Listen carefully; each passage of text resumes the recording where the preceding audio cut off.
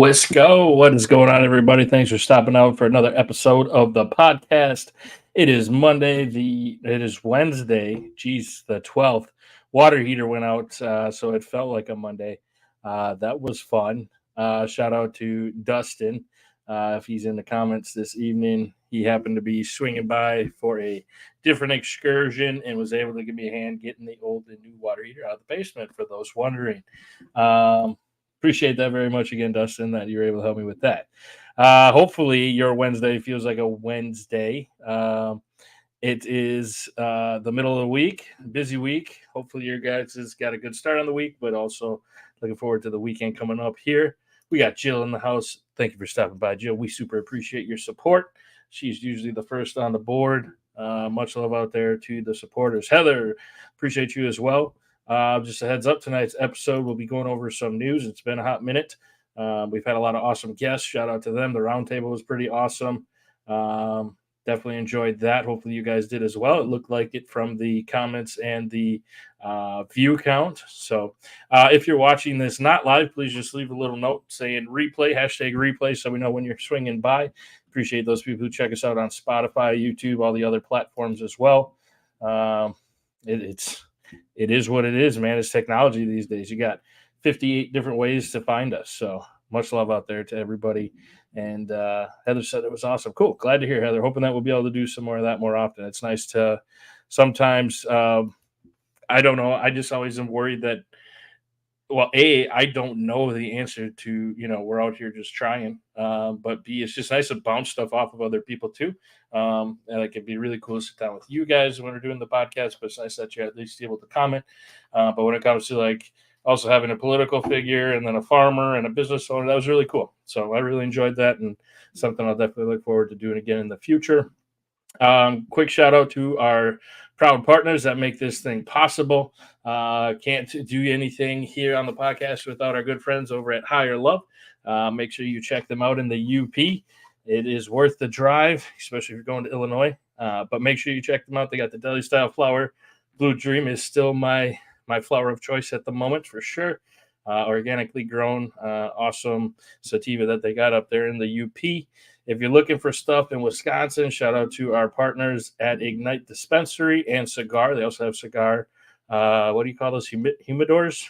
Like they got fancy cigars as well. I always forget to mention that in case people are interested. They are all across the state: Milwaukee, Spooner, Hayward, Superior, Manitowoc, New Richmond. Shout out to them. Much love to the folks over at Ignite Dispensary. We've got some interesting stuff going on out there in the news. We got Sarah in the house. You rock, Sarah. Super appreciate you stopping out and meeting up with us at the event in, oh man, it's just been a couple days, folks. I'm so sorry. That was in Milwaukee. For me, Milwaukee, Madison are very similar just because I leave, and it's about the same drive here from Green Bay, very similar. And it's always busy so compared to Green Bay. So, but no, that was great, and really appreciate you helping out with all the folks and spreading the word and everything. So I need more flyers. I got you. Completely spaced when I left the event there, but I also had a drink from Philip Scott that he's going to be carrying soon, and that thing was beautiful and had me feeling very well. So lots of things popping off here. I wanted to share some of this with you guys. Let's get these articles pulled up. Wow, that is a big header. We don't necessarily need it that large. There we go. That looks a lot better. Excuse me. Make this window a little smaller. Boom. There we go. All right. Oh, Jill, I'll show you the flyers too. That would be awesome. They're flyers to help promote Let's Legalize Wisconsin that you can hand out that we just got from Higher Love. And it's got a little shout out with Higher Love on the bottom and a promo code for people to stop out to Higher Love. I've had 1 million of them, but I think I'm down to just the stock in my car. But I can definitely get you a little care package put together. I don't know what happened to this shirt, man. It looks like I'm struggling over here to dress myself appropriately. So this was interesting. DC residents sue city over cannabis dispensaries in their neighborhood. Definitely wanted to see a little more as to what we got going on there. Sounds pretty interesting. I wanted to see if this is because it's right next to a school or church. That's the first thing that comes to mind for me. But you would think if you're opening a dispensary, you would be checking the the guidelines out of where you're building a shop. Absolutely, Sarah. Yes, yes. All right. So Javin's in the house. What's up, buddy? Your shirt is set aside for you, and I'm going to be going on with the next order. Shout out to Javin. He doesn't miss much. He's a boss. He just gets it done all day, every day. So we got a group of Northwest DC residents, as well as one of the DC's adversary neighborhood commissions, is going to court. And Jeremiah's in the house. What's up, brother? I saw your text. I'll get back to you. I promise. Water heater went out today. If you missed that, it's just it went out yesterday, but we literally went out of the house today and replaced it today. It was awesome. Definitely felt like my day. So the case has been appealed to the DC Court of Appeals, saying the locations they've chosen are too close to schools and the city isn't listening to their concerns. How do you? We got to see how close. This is interesting. How do you get too close to a school when you're opening a dispensary? I mean, I would be checking my zoning and regulations when I'm opening a shop, especially a weed shop where it's already super criticized. And well, let's see. We got Heath in here. What's up, buddy? Heath, big bad Heath. So it looks like we want to protect DC kids from unnecessary exposure to drugs, says Lucy Sullivan, speaking on behalf of 1,000 feet. We don't believe that a marijuana store should operate across the street or next door to schools. And the DC government has been allowing that, and we think it's a real danger to kids and communities. I understand the concern at this. You should be getting carded when you go in there. I mean, I don't think kids are just going to be sneaking into a dispensary, but I don't have a personal issue with them being like a realistic, like, okay, 2 miles from a church or school, that's ridiculous. But if you're saying it can't be right next door, and that's fair. So let's see what. So currently the city requires 300 feet of distance between cannabis dispensaries and schools or daycare facilities, but there are some loopholes in the law. Where have we heard that before? Weed sales. What's up, buddy? Weed sales in the house. So it says here, Sullivan said even 300 feet is too lenient and said the city should abide by the 1,000 feet rule described in the Federal Drug-Free Zone Act, which prohibits the sale of illegal drugs within 1,000 feet of public or private schools. Sarah says, I have seen bars that are closed down. Fair. There is federal law that has been put into place to protect children, to ensure their safety and their health, and we think the DC government needs to abide by that law. So it looks like Green Theory, the dispensary currently open and operating on MacArthur Boulevard Northwest, were thrown out by DC's Alcohol, Beverage, and Cannabis Administration for lack of standing. They want to have the right to protest and the right to be heard, who is suing DC on behalf of the ANC2C, which is trying to stop a dispensary from opening up in the Penn Quarter neighborhood. Pete, what's up, buddy? My buddy Pete, Green Swan. We're going to be down in Pewaukee on the 22nd, kicking it with Petey Pablo. Looking forward to that. We're going to be sharing that event. Pete's got it up. Make sure you check that out if you're in the Pewaukee area. Looking forward to the day at the beach. Like, Pete's got the perfect shop setup. Nice, quaint little town. Not too fancy, not too, just this nice little, I don't even know, like strip / downtown area right on a beach. And you walk into Pete's store, it's beautiful. Looking forward to that. We've got, they want to have the right to protest. So he said the case of the 1,000 feet group were stymied because they lacked the support from their local ANC. 1,000 foot rule, interesting. I know that for like hemp in Wisconsin, when we were looking at opening different locations back when I was in the industry, one of the places you also couldn't open up next to was a post office. You had to be a certain distance away from a post office to open a retail hemp shop. That one's baffling. Schools, okay, if you're worried about the kids somehow sneaking into the dispensary or creating the wrong image, that's fair. As long as it's a realistic expectation. But the post office one really got me. Can you guys think of any reason why a post office would be a bad thing for any kind of store to be next to? It's kind of crazy, but what do we know over here at Let's Legalize Wisconsin? So interesting. Oh, post office is federal property. Fair. But if anything, they should just be super smart and, well, whatever. It's just politics, right? That's all it is. But yes, I forgot it is federal property. UPS is taking over. Watch out. So interesting that we still got some stuff going on with trying to figure out the distance that shops should be from neighborhoods. What is your guys' input on is 1,000 feet good? Should there be any limitations? Just what's your thought or feeling on that? If you would like to share your comments, love to chop that up with you guys. While I wait for that, this was pretty cool. Well, okay, it is cool, but when you think about the reason why it's sad, but we're also a part of it. California no longer sells the most weed in America. You want to know why? Because everybody in Wisconsin is going to Michigan. So Michigan is selling the most pot. Boom. There it is. Gavin says 300 feet is nothing. I hit a lob wedge that far. I don't really talk golf. I try to play it sometimes. I'm more there just to have fun. But 300 feet is pretty impressive for any kind of wedge, in my opinion. So let's check out a little more about California.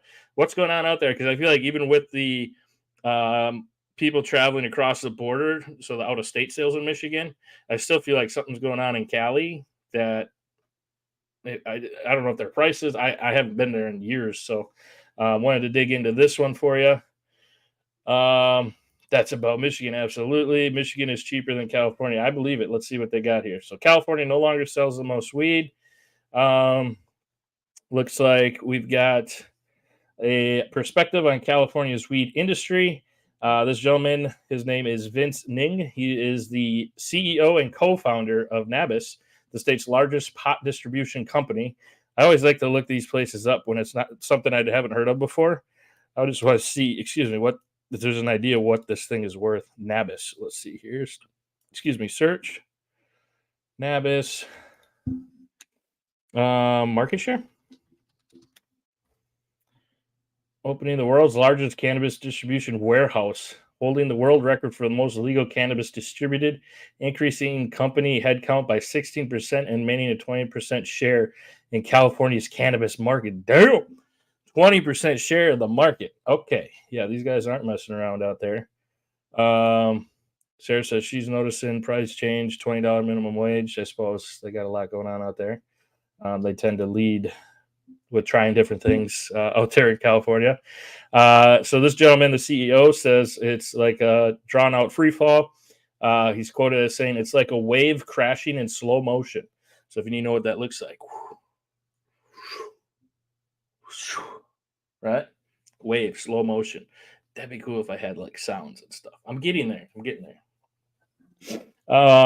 People thought the big crash was going to happen in 2022, he said, and there was certainly a crash, but things continue to get worse in 2023, and we are still in 2024, and things aren't looking that much better. The data confirms the point of view with signs of economic trouble nearly everywhere you look. Overall sales have been falling for the past 2 years. Quit freaking me out. You're freaking me out, man. But things continue to get worse. We said that overall sales have been falling for the past 2 years. Number of legal cannabis growers and brands has decreased by more than 70% since legalization first went into effect. So now, see, my question here, because one of my concerns, anytime you look at a new market, so when we're talking Wisconsin, so if they say 70% decrease in growers and brands, is that the titles of growers and brands? Like, are people getting bought out by big money, multi-state organizations? Or, well, let's see if it says in here. But that's something I always try to keep in the back of my mind, because that's just what happens in everything in America is when you get good at something, somebody wants to come along, offer you a ton of money, take it over, and somehow they make a ton of money, and it just keeps growing, and the price of that product just keeps going up and up and up and up. Excuse me, a recent report found that pot companies owe the state more than $730 million in back taxes. That doesn't sound good. Money that California likely will never see, as most of these companies have already folded. Okay, that's not great.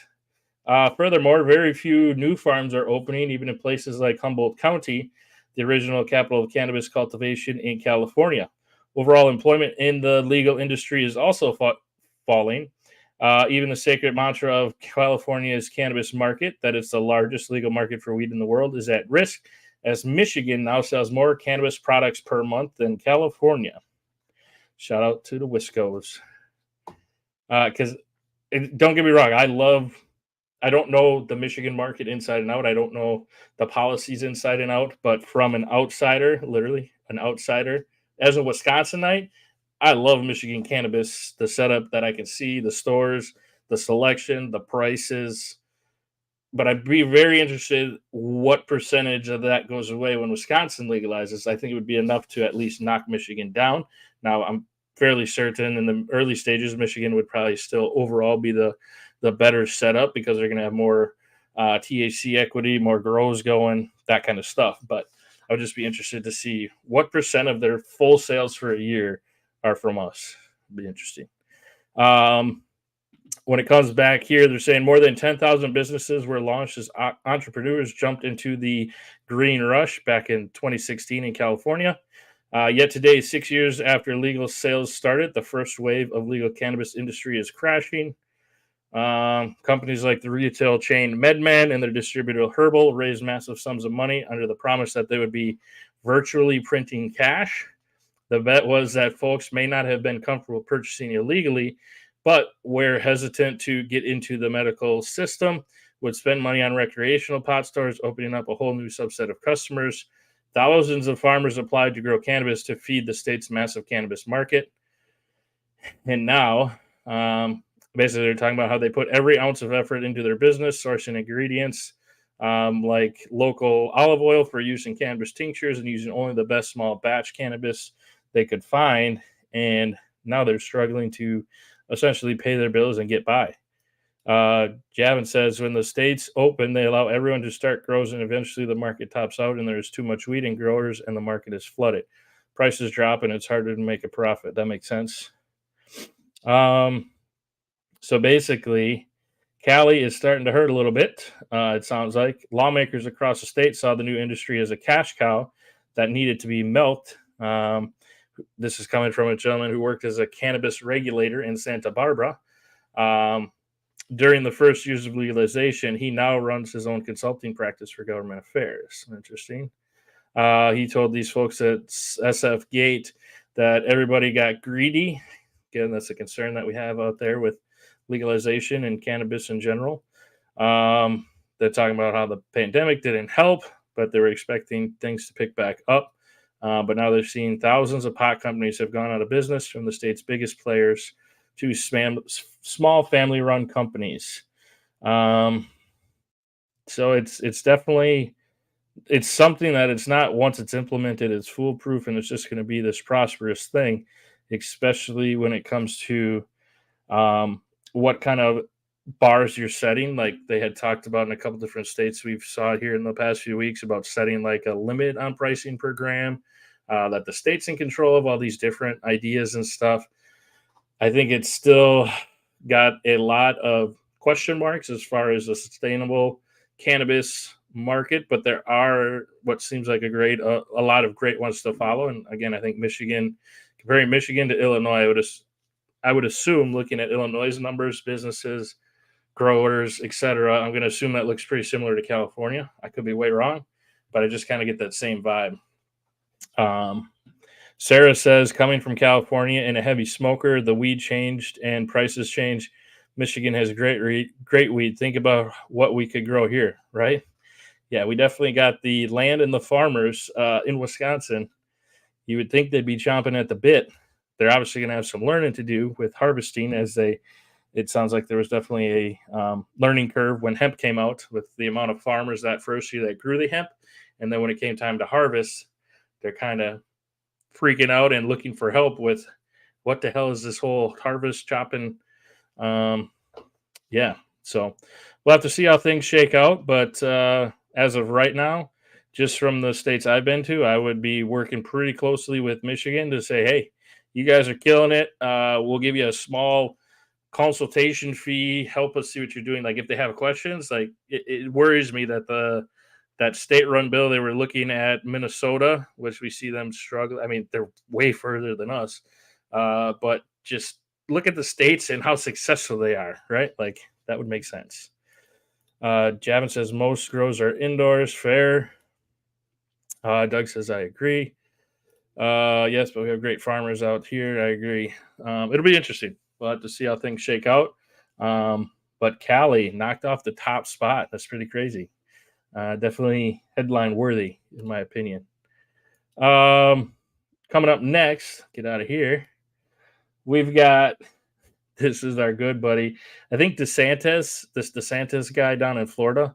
I think he's buddies with Rob Boss because look at this take he has: legalization ballot measure, which is to legalize adult use. Right, they got that on the ballot down there.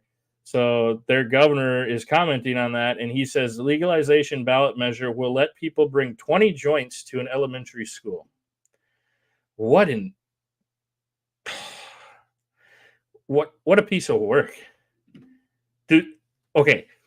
Anybody in this chat, anybody in the group, anybody you know who's fond of cannabis or a supporter of cannabis, does anybody think that 20 joints should be brought to an elementary school by anybody? Probably not. Like, what is this guy? He's just anytime I see something, I gotta read it because he's just way over the top with his takes. Um, he's he's interesting, this fella. He might be smoking crack. Like, come on, man. Nobody is pushing for that, but that's what gets out there. This is what some. So he's a Republican. He's a Republican. So this is what some Republican, probably more so the elders, right? Our elders that don't know a lot about cannabis. They've just been raised, we don't need cannabis. It's not good for you. Understandable that they were raised that way. But now they see their governor say something like, yeah, we can't let that pass. They're going to allow you to bring 20 joints to an elementary school. Now you're going to have a whole crowd of people that don't matter what you say, they're not going to want to vote for legalization because this guy puts this out there. Like, come on, dude. Let's see what he actually said here. Florida Governor Ron DeSantis is claiming that if voters approve a marijuana legalization initiative at the ballot this November, people will be able to bring, this is a quote, his quote, will be able to bring 20 joints to an elementary school, end of quote. And he again complained about the prevalent odor of cannabis that he says would result from the reform. Even if you have no interest in marijuana will have an interest in you, he said at a press conference on Wednesday. Yeah, let's just make this as intimidating as we can. In the last alarmist comments from the governor, who he put out that he opposes the marijuana, we know that, and he said the reform will provide for no penalties for use or possession, civil, criminal, anything. So he's making it sound. This guy, delusional, right? Where did they figure 20 was the number? 21 is too much, right? Yeah, 20. What? That's a lot of weed. My joints are about 1 gram to 1.5 grams a piece. Fair. I'm usually right around that 0.75 to 1, depending on the strength. DeSantis also repraised his claim that if the marijuana legalization proposal is approved, cities such as Tampa will smell like marijuana. End of quote. Like when you go outside, or here's his quote: like when you go outside, I don't even know how he talks, but I'm gonna take his approach that I can just feel in the words he's saying. Like when you go outside, it will smell because the law would be written so broadly. How the court let that language on the ballot, I will never understand. You read the language, it does not do justice.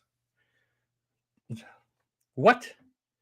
He's got this. He's in his little suit, and he's giving this. This was in a speech apparently called "Focus on Florida's Future." Some budget talk that he was standing up talking at. He says, like it or not, it's going to be a part of your life. You're going to smell it. It's going to be used in places that it shouldn't be used. And that's just the reality. It's so unbelievably broad the way it's written. Yeah, this guy definitely hangs out with Mr. Voss. Wherever they're getting they're being paid by the same people who don't want legalization and are coming up with propaganda to make it seem so extremely bad because there's no other reason that people would have these stances in a public office where you have such a plethora of knowledge and education at your fingertips. Look into it for yourself. Don't go off of these old, outdated takes of it's the way everybody 20 joints at element. What? This guy is just ridiculous. I'm kind of disgusted. Um, must be in bed together. Like that is a problem, right?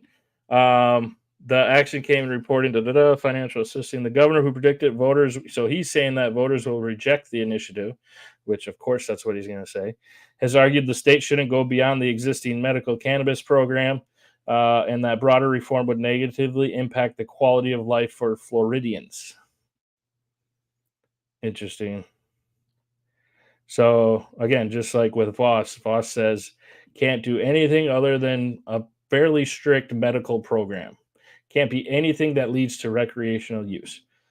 What is your concern without making up the or answer the question? What is your actual concern? I don't want to hear about it. It's gonna smell. You don't know what smells are gonna. What is your concern with like if you were to give cannabis what do you think cannabis does to people who use it? I guess is my question. Excuse me. Green Swan Hemp says, well, Florida is the state where the oxy epidemic started. Yeah, that I suppose that would actually make sense. But basically, what they're looking to do is here's according to the Smart and Safe Florida Marijuana Legalization Initiative. Looks like what they're trying to do is get adults 21 and older could purchase and possess up to 3 ounces for personal use. Medical cannabis dispensaries could acquire, cultivate, process, manufacture, sell, and distribute marijuana products and accessories for adult responsible use. Legislator would be authorized but not required to approve additional entities that are not currently licensed dispensaries. So this goes pretty far in detail, but a lot of it seems to be good for the people as far as getting access, safe access out there.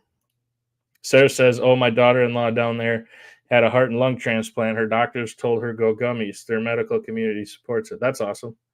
That's good to hear. What about all the pollution? Yeah, right. So our buddy DeSantis is still hanging out with Robin Voss on his takes.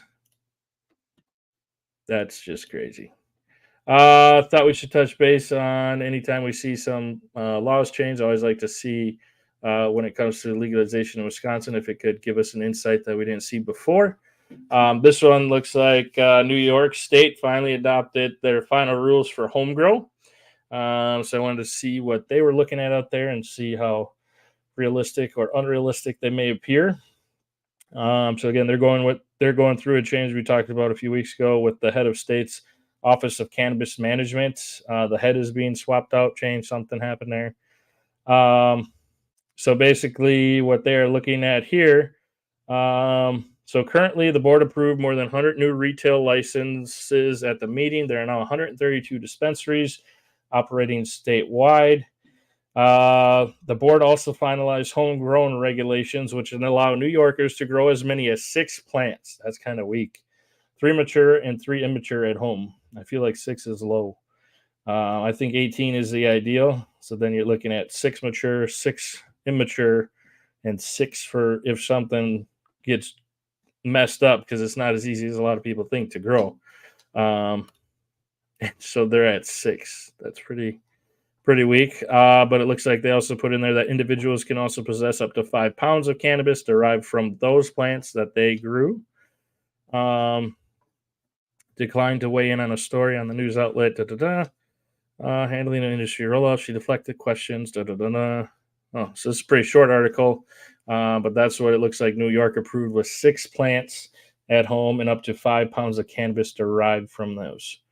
Javin says 6 per person in Arizona, 12 per household. Okay. Interesting. I mean, obviously 6 is a lot better than none. I'm not,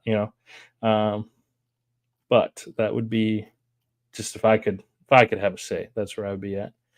Obviously, I don't think there should even be a limit, but we're talking the United States. They got to be, they got to have a little control of what we're doing. So that's New York, home grow. Moving along. Medical cannabis business fees to raise nearly 70% in South Dakota. This is my concern with a state-run or just a state in general is, well, I guess let's see what it says. But where do they just all of a sudden? I feel like in what business or what regulatory Where is there ever just like, oh, we need to raise things 70%? Like, I could see, oh, we saw this, so we have to raise it 6%, 5%. Like, I hate it when Verizon or whoever does that, but it's like, well, I guess copper costs more. But here we're talking a 70% increase. That just seems kind of crazy. Registration fees for medical cannabis businesses will go up nearly 70% at the end of this month. The State Department of Health, it looks like they have the authority on this one. In South Dakota, they decided to raise the fee following the passage of Senate Bill 43 this session. Once the bill becomes enforced, certification prices will raise to $9,000. Currently, it's $5,300. The new law takes effect on the 1st of July. It requires the fee hike to go into effect by September 30th. Doesn't even say why. Well, let's check out this bill real quick. It's probably, this is a lot of bill. We're not going to dive into that. This is what I don't get. The bill is a part of so many different things. Like just like the farm bill. Why is food stamps tied into anything when it comes to hemp regulation? That the farm bill covers such a broad spectrum, and then the Senate bill covers such a broad spectrum where they're working in these tweaks. Let's address things. Maybe not everything has to be like we don't need to pick everything apart, but let's just make it make sense. Why are we going so broad? And then to get anything passed, if I feel like people are able to, well, we're going to pass it, but then we're going to sneak this in and that in, and then we're going to raise the fee. But hey, we got to pass the bill. So you guys wanted to pass it. Break this shit up. Let's figure it out one by maybe not one by one, but hemp should be hemp, or cannabis in general should be cannabis. Let's figure it out. Let's not have to figure out this bill that includes $400 billion in funding for something completely unrelated, and hemp is only a small portion of it. It's an important thing. There's so many businesses that are being run right now, providing for families. Entrepreneurs started out. Now they've been going a couple of years, and every day they're just like hanging in the balance. Like, yeah, no, we're good today. If they pass that thing that they were talking about, that wouldn't be good. It's just crazy. Snakes, bro. Snakes. Sneak in legalization however you can. Amen. Right? So that's what's up over in South Dakota. Seeing a 70% increase. No real data given as to why. Something to watch for. This was interesting. Maybe we should share this with DeSantis and Voss.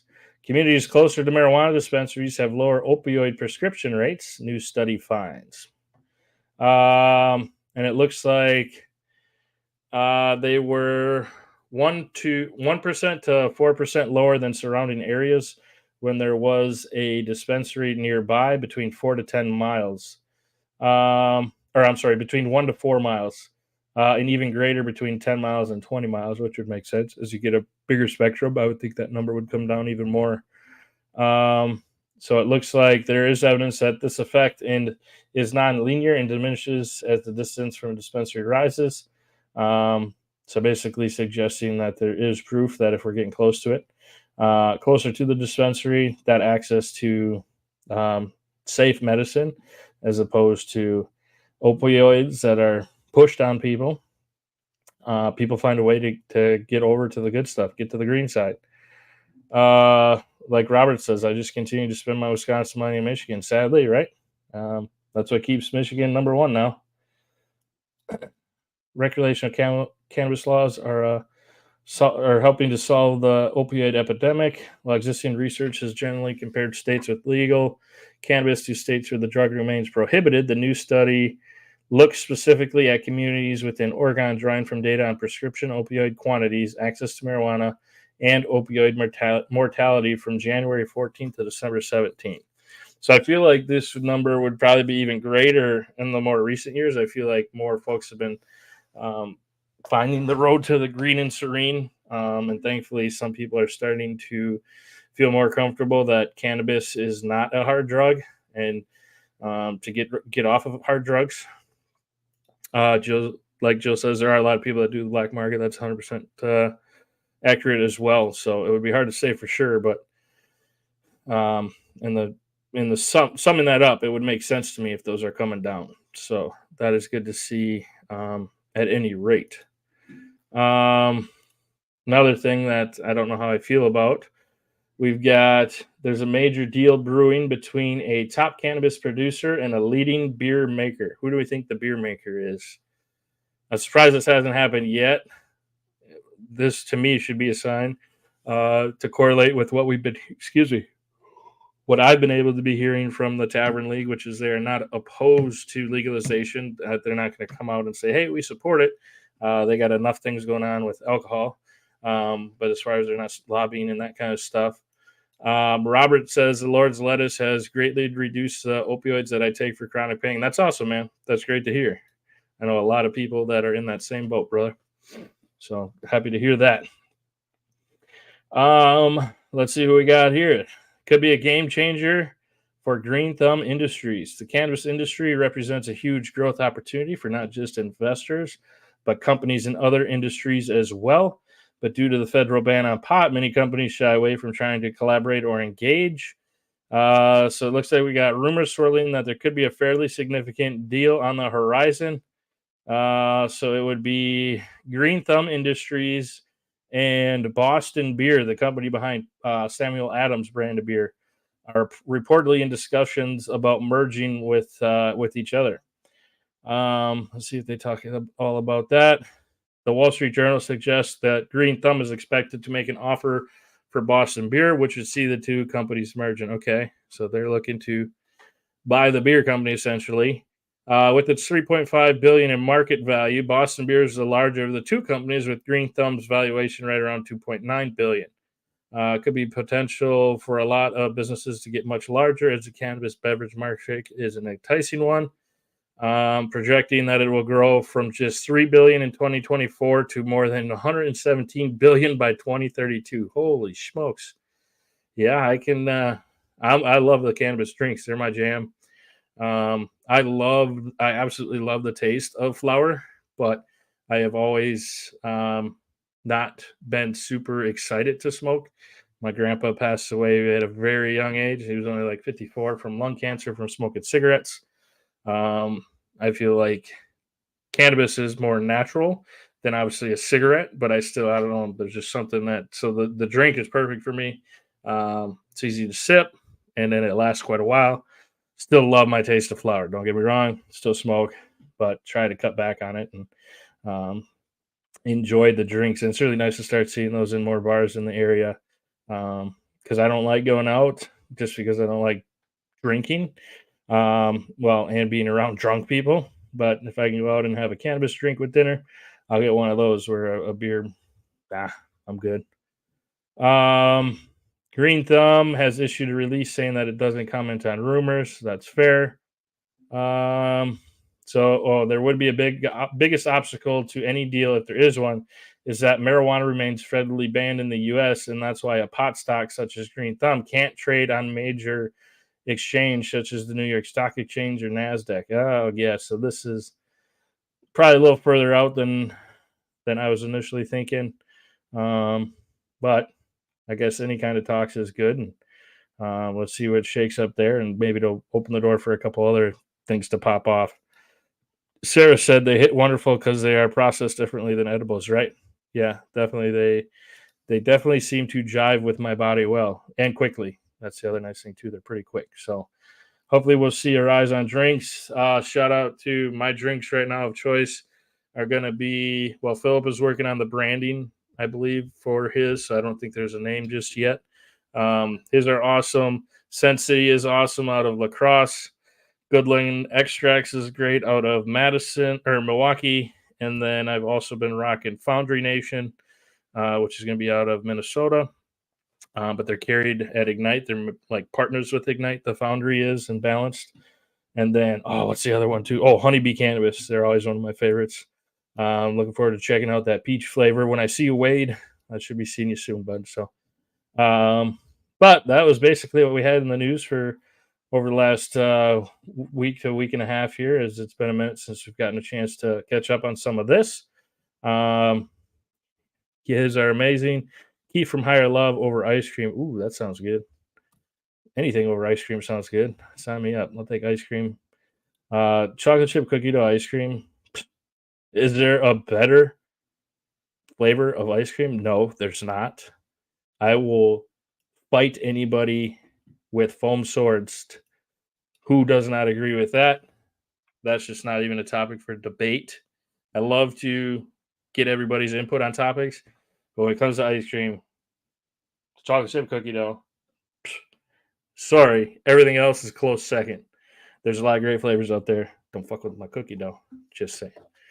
Um, so with that, we got a 22nd. We're looking at being in Pewaukee. Looking forward to that. Again, we're going to be down by the beach with Pete. God, there's something else coming up. Again, the damn water heater going out has really kind of put a kibosh on my normal sense of somewhat togetherness. So I apologize. Stay posted for the event. So get that to you guys.